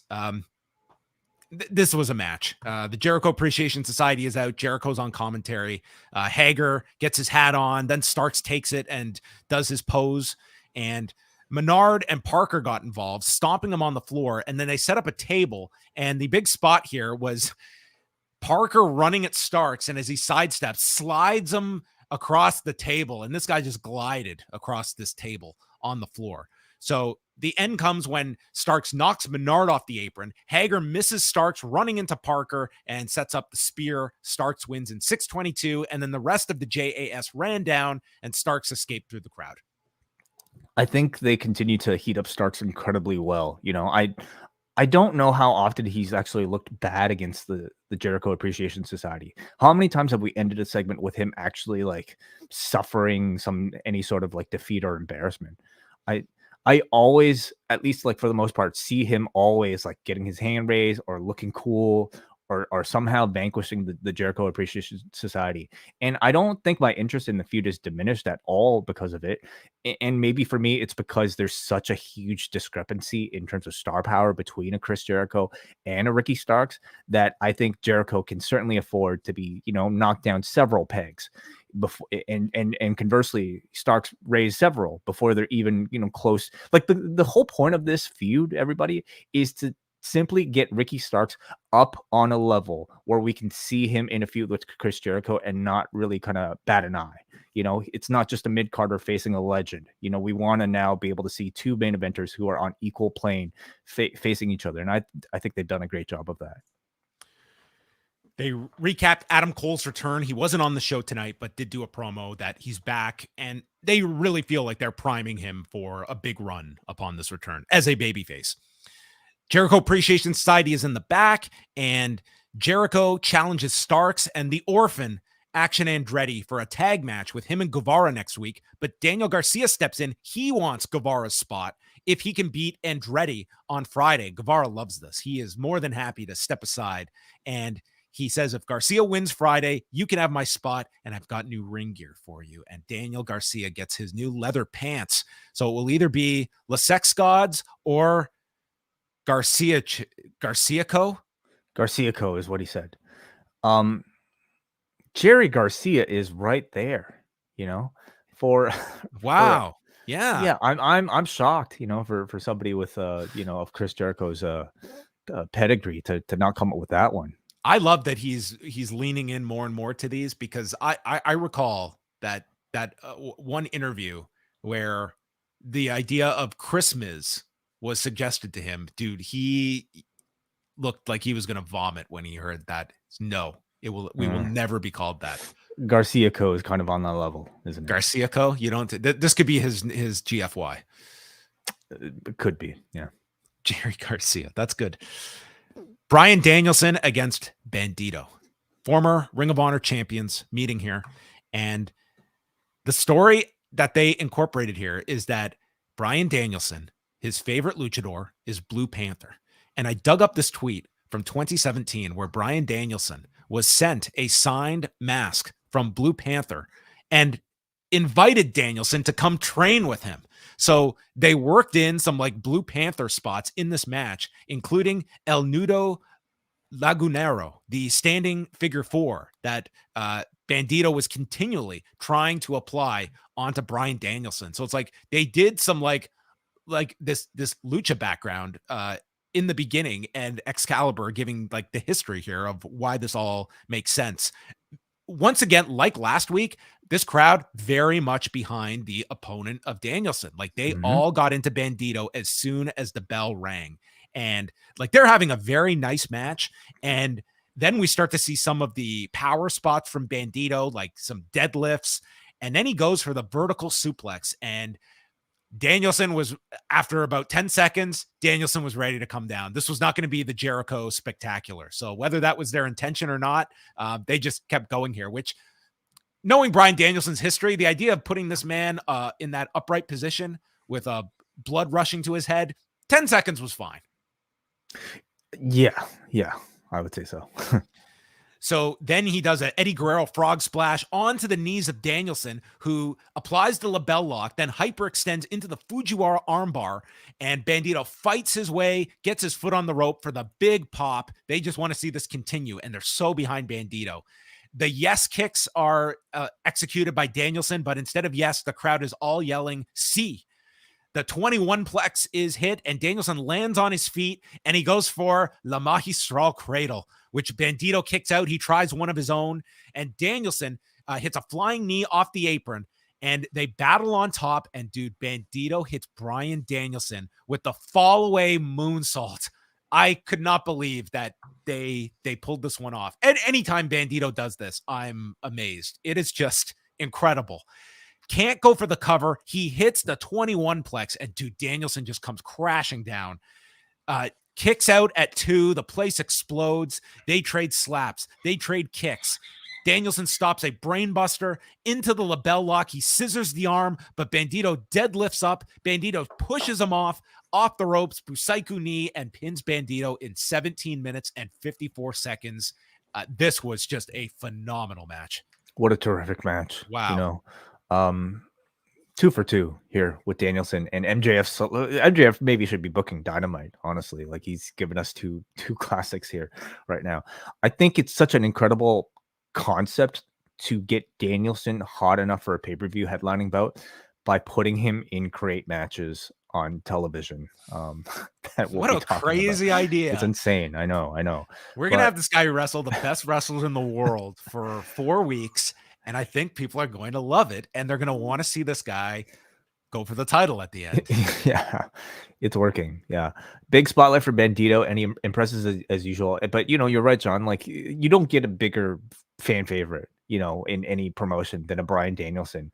And yet in this crowd, they were booing him. And I think that's something very special about AEW matches, where sometimes the fan favorite babyface can seamlessly transition into a heel role, because these crowds are so into the lesser known but highly respected and highly regarded underdogs that they put, whether it be a KUSHIDA or a Bandido, or throughout the course of that match, an Action Andretti here, you know. But I'm speaking in particular with baby faces, like, you know, Danielson in this case. John Moxley, certainly. We see him flip back and forth depending on who his opponent is. The Young Bucks are able to achieve this. Kenny Omega is able to achieve this as well. And this was just another wonderful example of that. So next week, it's going to be, well, first we go to MJF on screen, and he sees what everyone is saying about him and whether he can, whether he deserves this position in the company. And he calls the fans fickle for all the moments he has given them, and refers to himself as Masked Max, the guy who likes to keep things light and fun. But as we get closer to Revolution, his mask is going to slip off more and more. And Danielson won't want to see that, because no dragon is a match for the monster behind the mask. I thought he already had the mask. I thought he already took the mask off. Wasn't this the guy with the mask with the poker chip? Well, have you ever seen Face Off? I have. Yes. Yeah. It turns out that MJF is the Miz. Okay. Anyway, I'm curious to know what this means. Okay. This seems to hint at some sort of deeper, you know, darker version of an MJF that we're going to see at the pay-per-view. And I'm not expecting the man to put on some great Muta face paint. You know, I'm not expecting a demon fiend version of MJF, although that would be very interesting. But the promise of like a level 2 of an MJF, a more serious one without sort of like the wisecracks and the jokes. I mean, that's exciting. Under that sort of creative person, I'm very excited to see what that means. Saraya is with Hikaru Shida and Toni Storm, calling Hikaru and her kendo stick botch last week a stupid, idiotic move, bringing that down to ringside. Storm sticks up for Shida and tells Saraya these AEW homegrown talent are in a bubble. They've never done anything else. They don't know what we do. And tonight, Storm is going to show Willow Nightingale why they are the best. And Saraya tells Shida to stay back here. And Shida is left upset about this demotion. Yeah, that's right. So, I mean, between this and the match, I mean, the babyface heel lines are very clearly drawn, and they seem to be going ahead with this AEW Originals versus, what do you call the others? I guess imports. New Blood. Yeah. Paul's signees. I don't know what you call them. The full sale. That's what you'd like to call them.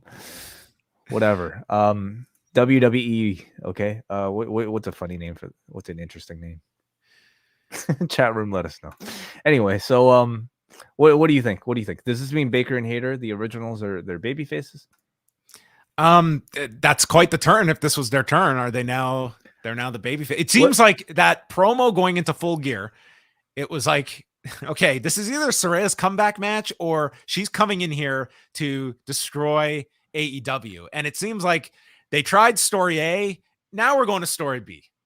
The turn really should have occurred, like, I think week 2, after she cut that promo. But anyway, we'll talk more about the actual turn once we finish. She's been to the Tokyo Dome.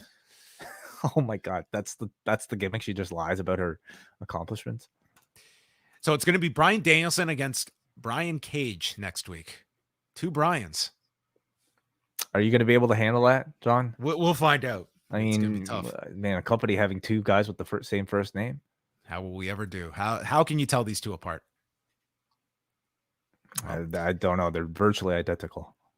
MJF walks in where Brian Cage is with Prince Nana, and he has an envelope of cash. He doesn't care if Cage wins or loses next week, just as long as you break his arm. And then he slaps Cage and he grabs MJF by the throat, and MJF holds up the money and says, "What you're feeling right now is hate. And there is no greater motivator than hate that he learned at an early age. So use this emotion next week against Danielson." Yeah.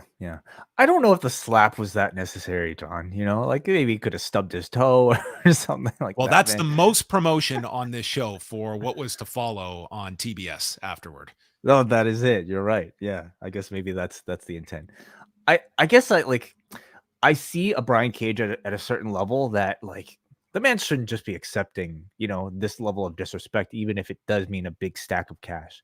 Isn't the whole story that Prince Nana He's was able to buy the embassy from Tully Blanchard? He bought Tully Blanchard Enterprises. Like, is this guy hurting for an envelope of cash? Well, that's the other thing. It's like, like the man, Prince Nana is an Ashanti prince, okay? And you're telling me an Ashanti prince has never seen a pile of cash like that? MJF has a higher net worth than an Ashanti prince? That's what MJF said. It's like there's more money in this envelope than you 2 have ever seen in your lives. I'm like, that is definitely not consistent with Prince Nana. Maybe we have to look into the how much the Ashanti royal family currently has. Toni Storm against Willow Nightingale. Saraya's in the corner. Shida comes down with the kendo stick right as they're going to the picture-in-picture break. Willow gets out of a full Nelson, hits the pounce, and then there's a cannonball by Toni Storm. Willow kicks out, and then Saraya gets on the apron, distracting Willow and allowing Toni Storm to roll her up. So a WWE finish for the ex-WWE professionals in 7 minutes, 14 seconds. You think that'll be the gimmick too? They'll just win with the music went on. I lost. Yeah, they're going to promote a match for next week and then not do it. So it's like, we don't have to do the match just because we said we would. I guess that's not how it works. I guess the on the boss line was, I mean, wouldn't that be Baker's gimmick then? I mean, they're essentially going to do all the hits that the Jericho Appreciation Society maybe passed on. That's right. Then Willow is protesting the finish. So Saraya jumps her, and this crowd is like, oh my God, this is permanent. And she beats her down with Toni Storm. Shida just watches, and Ruby Soho comes to Willow's aid. So we've got Ruby Soho and Willow against Saraya and Toni Storm, and Shida is somewhere in the middle. I mean, Shida is probably on the the AEW original side of things. And I thought for a sec, and I still don't rule this out, but I thought Ruby was going to turn on Willow, which I thought would have been terrible because she just bled. They just bled with each other. Yeah. Exactly. So I mean, I hope they don't do that. But I mean, if this idea, I suppose, it gives something for some interesting material for Ruby, to be able to say like, hey, that place wasn't that great. Like this place is way better in many ways. So I wish Ruby had run down and still had all the blood over her face just to give everybody else another 24 hours of outrage. Well, or she could just bleed again, don't we? Can't she? I think the Saraya Storm turn is a good direction for the both of them. Certainly it is for Saraya. But the change in character totally lacked in any sort of subtlety week to week, and almost like it's occurred with almost zero character motivation. I just don't like turns that are so black and white one week to the other, and I felt like this was unfortunately that. I think it probably is a better role for Saraya, but it was a little abrupt here where we and with Toni Storm part of the package too. I mean, here is somebody that we'll see like if this and also what effect this has on Jamie Hayter and Britt Baker. Well, because you're dealing with so many shades of gray, at least with Baker and Hayter, right? I think they could have really teased and dangled the turn that much more so that you build to that one big moment where, like, at the end of the match, Saraya attacks, without being prompted. Here, it just felt like overnight, like they were suddenly on the heel side on the rundown, and they had to act like the worst villains in the world. Rampage on Friday. So I guess they were doing this Ring of Honor tribute show and then Rampage afterwards, I would assume that they were. I'm not sure. I mean, it is a West Coast show as well. So, I mean, they do have, it's a 5:00 start time for Dynamite locally. So it's Daniel Garcia against Action Andretti, Brian Cage against Willie Mack that they just did on Dark this week. And of course had many memorable matches in Lucha Underground together. Jade Cargill and Layla Gray will be in action. Eddie Kingston will speak. And then Ethan Page against Jack Perry. And we had a promo from Ethan Page and Stokely. Basically, Ethan's tired of being on Elevation, and it's payback time for Jungle Boy tapping out Lee Moriarty. Mm-hmm. Dynamite will have Danielson and Cage and more matches announced Friday.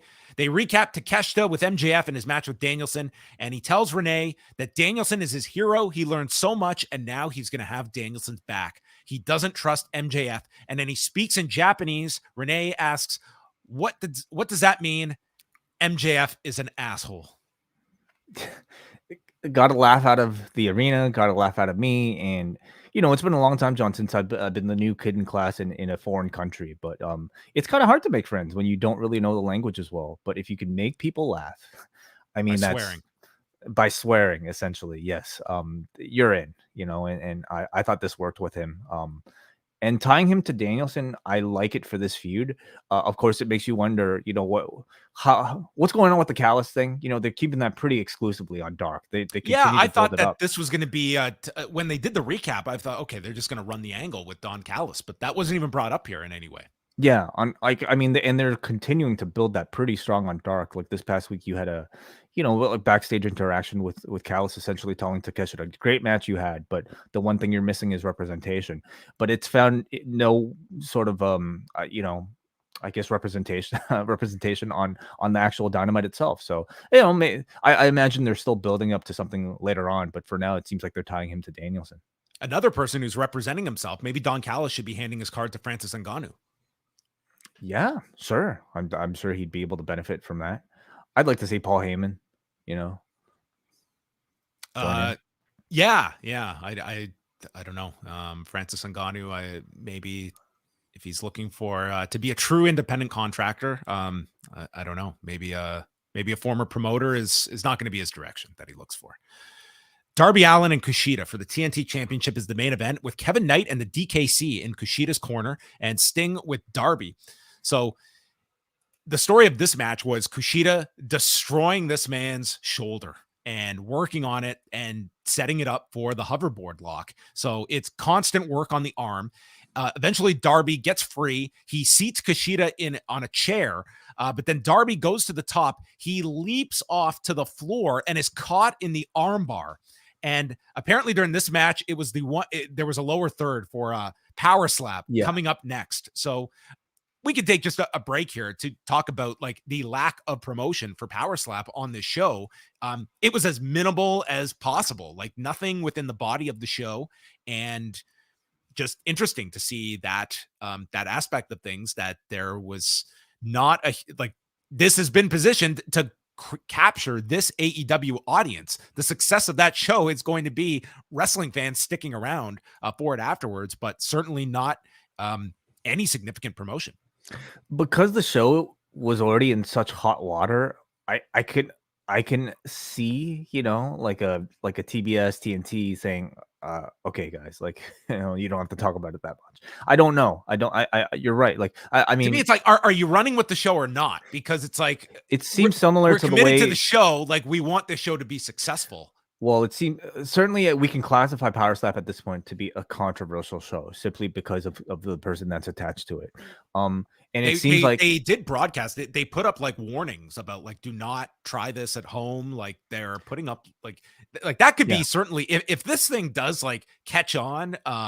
I mean, it's controversial simply because of the sport itself, but for me, namely because of the Dana White attachment to it. Oh yeah, I'm just like there's added stuff beyond just the Dana stuff that Right. just the content of it itself. Don't something just slap each other at full force at home. And but it felt very similar to the way USA treated the Teddy Hart documentary, with no promotion on Raw whatsoever. Fans would have been surprised if they saw that afterwards. And outside of this lower third, I saw no real integration within the body of the show, and it's understandable. But I mean, maybe next week, maybe that changes. I wonder. I don't know. I think just if you're so committed to the show, I would have just put it off till like a better time of the year. Like, you've got the episodes banked. I don't know, but they probably, they felt the need that they had to get this out there.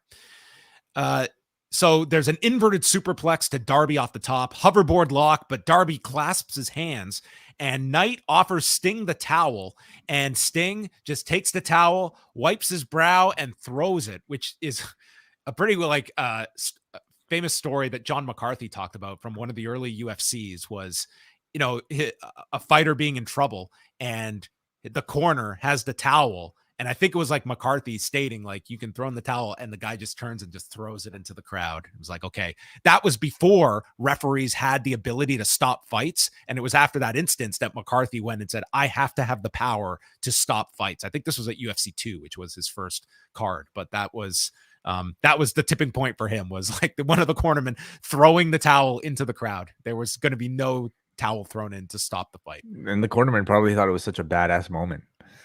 Well, it was a different time. Darby then just all of a sudden he escapes the hoverboard lock and uses the Last Supper. And this to me was just a really fast finish that to me came out of nowhere. That's what the Last Supper is. It's an out of nowhere finish that is not that's what makes it so unique to me, and that's why I love it as a finisher. I mean, where's the appetizer? Where's the main course? Where's like Last Supper is not. This was just like this was a 5-hour energy drink. Pretty much, yeah. It's a meal in like a pack, yeah. But I love it as a finisher because it's an out of nowhere finisher that's not high impact, but purely technical. And I don't think anyone's kicked out of it, have they? That's the gimmick. Like nobody escapes it. It's his ultimate finisher, and it's not like a big crazy pile driver. It's a technical move, and I love that he won this match, a very technical match, and also a very high impact match. Not as high impact as the prior Darby Allin matches, and I'm very thankful to see that. But this was a match that I think relied a whole lot more on his ability to sell, and it was fantastic, John. Kushida, I don't think has looked so special to me, at least in what I've seen of him in a very long time. Age game, Kushida. 40. He'll be 40 in May. Yeah. Oh, it's hard to tell with Asians. Oh, yeah, dude, he's looked 23 for 16 years. It's the Marty McFly gimmick, right? What'd you think of the match? It was a very good match. I was watching this, and especially the spot where Darby leaps to the floor into the armbar, and I'm just thinking of like, he's done that with the Kyle, or that's who I was thinking of. It's like, man, I really hope we get a Kushida, Kyle O'Reilly, who's dealing with his own issues as well. I love those two together, but this was a really, really enjoyable match. Very, very good match. A lot of good wrestling on this show between this, the Top Flight Young Bucks, and the match of the night, Danielson and Bandido. So yeah, they really sold afterwards that Darby's arm could be significantly damaged for future title defenses. They shook hands and indicated Kushida wants another crack at him down the road. And it ended with Excalibur stating that Jay Briscoe was in their hearts as the show concluded. Mm-hmm. I wonder if the arm injury will play a factor in the Muda bye-bye. I'm sure it will. Yeah. In the Muda bye-bye is the Muda bye-bye. That's right. That's coming up on Sunday. Yeah, he's got him and Sting have a flight. Mm-hmm. So since Darby Allin has faced the Japanese wrestler, he knows exactly what he's in for, right? According to forget the Kevin Patrick.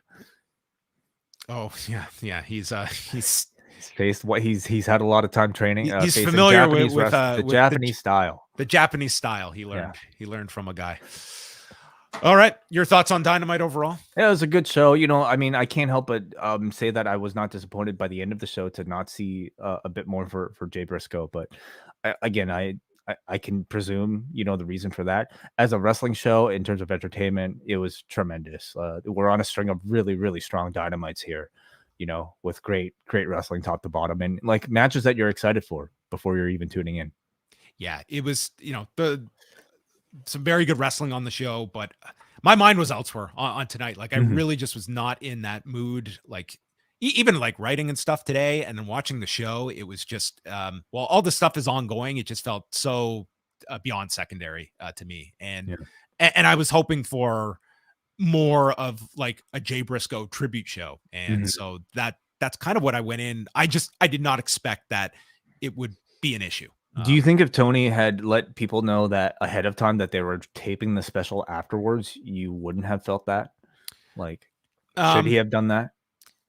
I because he tweeted it out midway through Dynamite. I still would have felt the same way, that it's obviously not his choice that they have got to do this YouTube tribute show as opposed to the actual show itself. I probably would have felt similar at the same way. Like, I don't feel this is, a reflection on AEW at all. I'm sure that if it was their say so, this would have certainly, like, at the very least, 10 bell salute at the start. Like, it was the story. Like, I was being contacted by CHCH today. They were doing a story on Jay Briscoe. Like, this was a major story. To me, it was the only story in professional wrestling today. Even with like a major, Nick Khan and the latest in that, like that to me was everything was about Jay Briscoe. And I think a lot of fans tonight were looking at this show to be almost kind of like a grieving period, like event. As these tribute shows, unfortunately, we've kind of rely on them to be. Look at the Brody Lee special that they did. Yeah. I think there's a lot of people who they did not like. I don't think fans were looking for an escape on this show. I think they wanted to celebrate Jay Briscoe. And I know that's a lot to put on a company, but again, I think it was very likely out of their control to not do more. But anyway, we set our piece on that throughout the show. But we will make some time for feedback. We put up our thread. Any super chats you want to get in, they are welcome as well. Yeah, John Cino sent this a bit earlier while Jordan was on. He sends thank you for all your honest feelings and opinions, and we certainly thank Jordan for joining us on what I know has been a very difficult event for him to process himself. So if you happen to tune in midway through the show, we encourage you to scroll back and listen to his words about Jay Briscoe. King of the North sends $5 to say, why are we hoping for an AEW tribute show for Jay Briscoe when he spent all his time in ROH? Wouldn't it be fitting for that programming instead? Because I view this as one and the same, and given the makeup of this roster that had so many ties to Jay Briscoe, I felt this was the outlet to do it on. Yes. I know the game, or at least like what Toni continues to profess is that these are separate companies. But when you see how much the roster like essentially just kind of, it's their Raw to their SmackDown. It's the same thing, everybody. And I know maybe contractually like something is different, but I'm just trying to think out loud. Like if it was somebody less controversial than a Jay Briscoe, perhaps, who was in this terribly tragic situation, would we be in a similar situation? I don't know. I hate to even consider that, but you cannot overlook what has been reported out there about Warner's feelings on the Briscoes and not directly draw a line to this not happening tonight on this show. Yeah, I agree. Like, I just think that it was on everyone's, the Ring of front Honor mind championship was tonight. on their show for like They a were whole year. they were the champions. Like, that's and just not to mention, like, I mean, it's a locker room that has like like more half than the people anything, have shared their time with the Briscoes, and it is the closest thing on a national broadcaster that we have to a Ring of Honor, and the guy owns the company. Like, I don't know why you wouldn't at least expect the 10-bell salute. Yep. Okay, let's go to forum.postwrestling.com for more of your thoughts on tonight's show. Okay, we're going to start off with Jomo.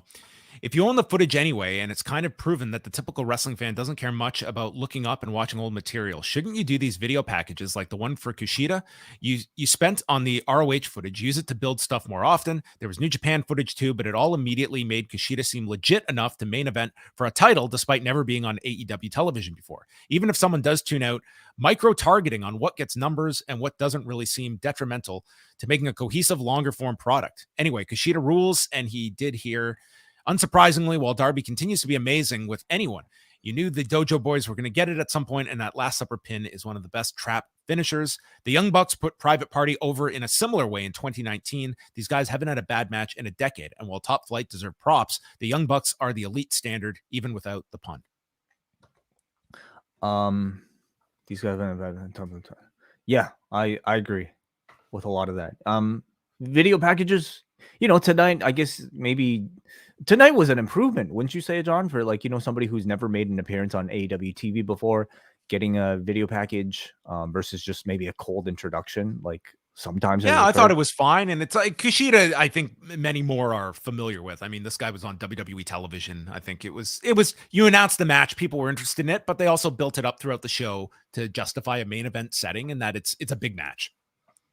We got a Saeed from Vancouver who says, another strong crowd for Dynamite, a night of amazing matches, but match of the night has to go to Bucks versus Top Flight. Now let Top Flight get a mystery third and challenge for the trios titles as the Acclaimed are busy still. Well, AR Fox is their trios partner.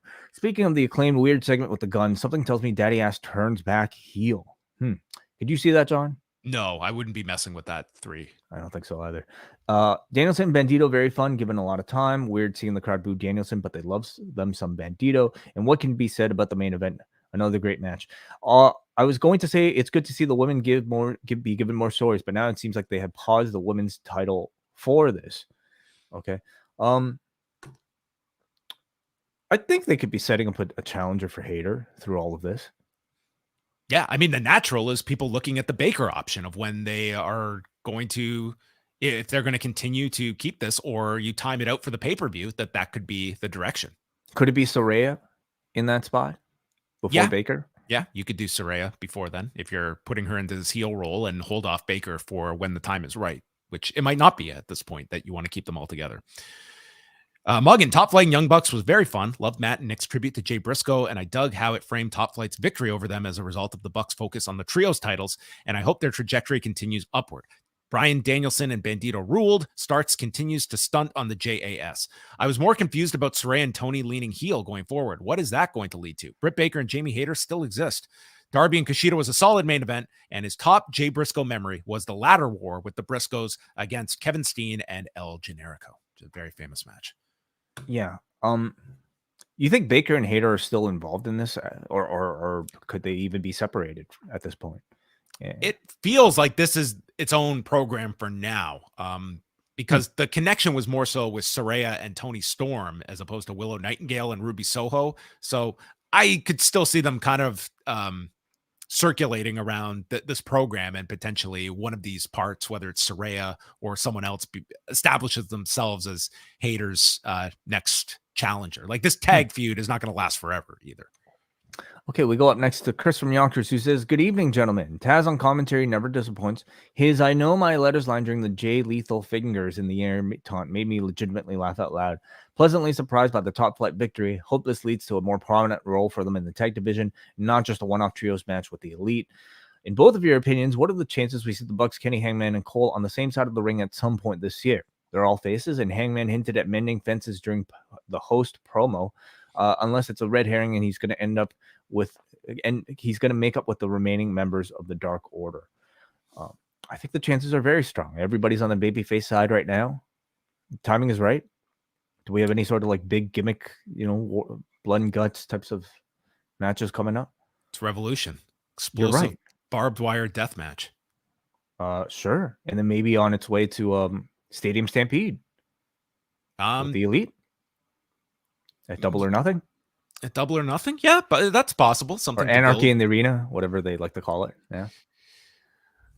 That's right. Yeah. I think that you have a chance to do it. Like, I feel you at some point had to get there, and this should be like a long-term like play. And this is kind of the first sort of inkling of going that direction, which you can do a very long reunion towards that and hopefully make it a big deal when they all come together. And maybe something as far out as May is sort of what you're targeting. Yeah. Interesting. Next, we go to Cody from Maine. Really struggled, and as I'm sure many did, to get into the show tonight. That said, it was a really solid addition. The in-ring work was good to excellent, particularly with Danielson Bandido living up to the hype. Storyline-wise, this was an exciting episode. A much-needed heel turn for Saraya that also serves as a chance for Toni Storm to freshen up her character, and Hangman could go in a variety of different directions. A question at the end here, how do each of you see the Starks Jericho Appreciation Society feud ending at this point in time? What's the destination? Another Starks victory over Jericho? Do we see a swerve with Andretti? Does its focus turn towards Garcia and Jericho? And are any of those destinations particularly exciting to you? Rest in peace to Jay Briscoe. I feel like the JAS is pretty full right now to, bring another, bring an Action Andretti in there. And I feel like that would, I don't know, just kind of make him another one of like 7 people at this point. So I wouldn't really like to see that. I hope it ultimately means a Starks victory over Jericho. Like Jericho always will have value, of course, in this company. And unless you're promoting Jericho to a title match, I think it's more important to build Ricky Starks back up to challenge MJF.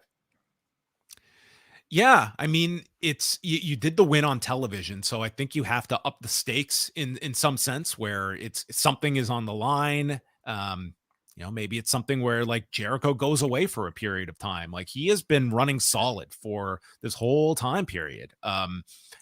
The idea of, him going away just to freshen up and then comes back with something new. You could build that up, and Starks is the one that gets, this big win to end the feud. But you're looking at March. So I see that's where this is going. But it's interesting. Like, this is not just focused on Starks. It's very much Action Andretti that they have also put in there. And Jericho's lost to both of these guys. So, I'm sure that the hope is that these two become players. I think Ricky Starks is very much in a great position. I still got questions about Action Andretti. Like, he's not the complete package yet, but that's the hope of this program, is that he is able to step up in a big way. But you're asking a lot of this performer who was working independents not too long ago. Let's go to Mahmoud from Bahrain, who says, this episode of Dynamite was technically great, but it left a bad taste in my mouth. It is flabbergasting that a tribute was not done for a wrestler who was an active member of your roster and had the adoration of many of his peers. I understand that TK may not have had a choice, but not even doing a 10-bell tribute or video package makes me feel like there should have been pushback from WB from the AEW team. I'm not trying to excuse Jay's comments, as they were awful, but he has served his time and never doubled down or tried to make excuses. He has shown growth, which is something you can't say for many other wrestlers who have had a history of offensive comments if you compare his situation to that of a Tommy Dreamer. Anyway, I'm simply reading Mahmoud's thoughts. I don't know if I'll comment on that here. If we can do a 10-bell salute and a whole award for the Ultimate Warrior, who never showed remorse and was not even a member of the roster at the time of his death, then this issue becomes that Warner Brothers didn't want to pay tribute to Jay because he wasn't a big enough star to justify some of the pushback they may have received for dedicating an episode of Dynamite to. Rest in peace to Jay Briscoe, and I pray that his kids are able to recover from this tragic accident. Yeah. I mean, we've shared our thoughts. Like, I'm hesitant to just go all in on this when, you want to know like the details of what exactly went down and not just make assumptions that might not be played out. That's certainly the conclusion you're left with. And in this moment, I think we put aside like that and understand that there is a lot bigger things going on with the Pugh family. But yeah, I think we made our thoughts known there. Last word of the night is Chris in Ottawa. Tough to review something under such a dark cloud, so my heart goes out to you. I thought the performers were really incredible to perform as well as they did given the circumstances, and the Hangman mock's sweetness warmed my heart. Most of all, I want to acknowledge the incredible discussion with Jordan at the beginning of tonight's show. It was extraordinary, and I think will stand up to any potential recency bias on my part as one of Post's finest moments. Well, thank you very much, Chris. We appreciate you listening to that and offering that feedback. And all of you that joined us here tonight. It has been obviously a very, very tough 24 hours or so in wrestling. I also just want to take a second as well to send out best wishes to Amari Miller and Kevin Nash. We don't have to get into all the specifics, but some very, concerning issues over the past.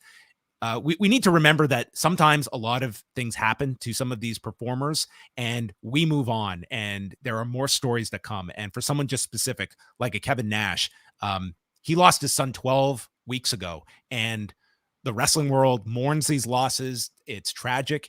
And then we move on, but they do not. And I think we should always keep in mind, the Pugh family has been forever altered over the last 24 hours. And it's important to think about these people as well, as they will continue to struggle even when they are not being discussed on a daily basis as well. So I just want to mention those two as well during this week, because I know there was a lot of concern for them after some of the posts over the last day or so. Mm-hmm. So that is going to bring an end to a heavy edition of Rewind-A-Dynamite. Thanks again for everyone joining us. We are going to be back Thursday. We are going to be putting out Small Talk. This is the show we were recording on Tuesday night, but out of respect to what was going on, we wanted to delay that a couple of days.